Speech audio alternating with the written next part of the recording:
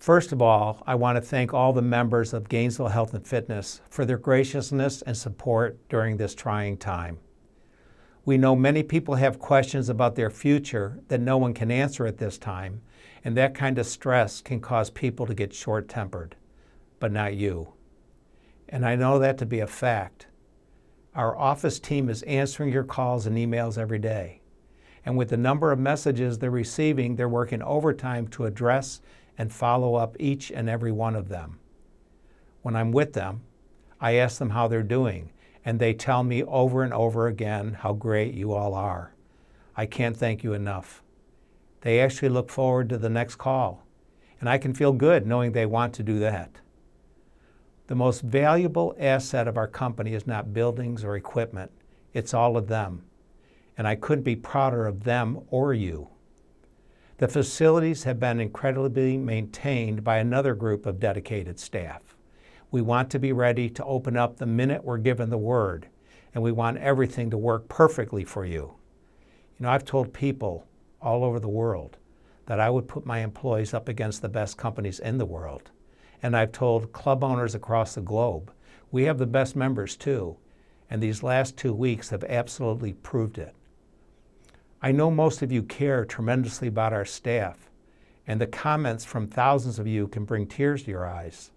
Messages like, keep billing me so you can continue to pay your staff. I want to see them when we're open. I can't tell you enough times what that means to all of us, and we will keep paying them. But to those of you in a tougher financial position, the staff will just as graciously freeze your dues and extend your memberships too.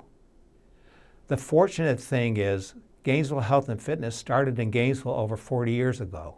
We grew up in Gainesville, and we can address every issue with every member. And we are, as quickly as we possibly can. We're answering phone calls, returning messages, and emails. So if you've contacted us, you will get a response.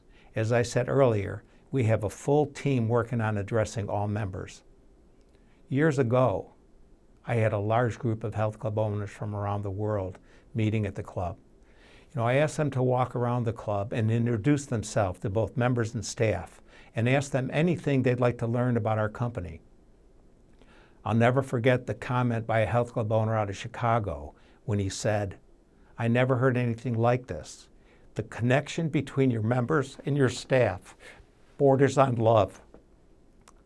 It seems to me that border's been crossed. Thank you again.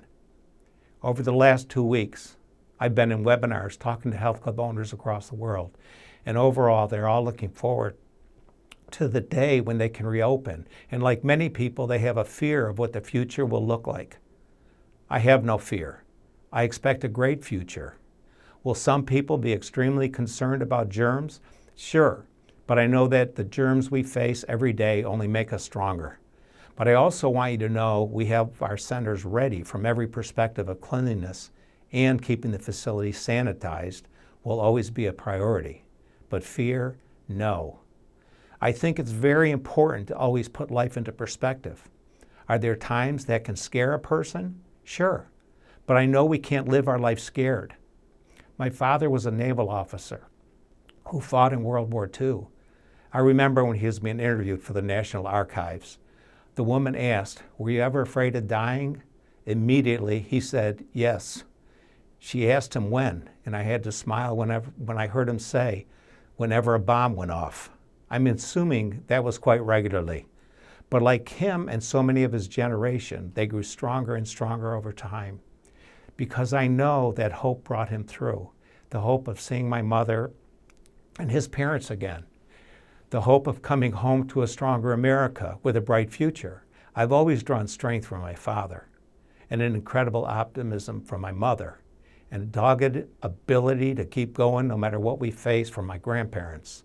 They all thrived on hope and all lived a fulfilled life. So remember to draw strength from the people in your life who have inspired you. If you've never read the book, Man's Search for Meaning by Viktor Frankl, read it.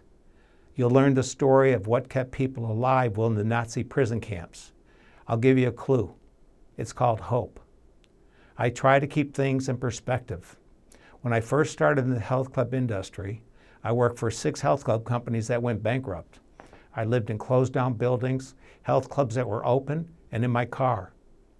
I vividly remember getting down to my last 12 cents, but I never gave up hope because I knew what I was going through was only a trial to see if I could move to something better, and I knew I would.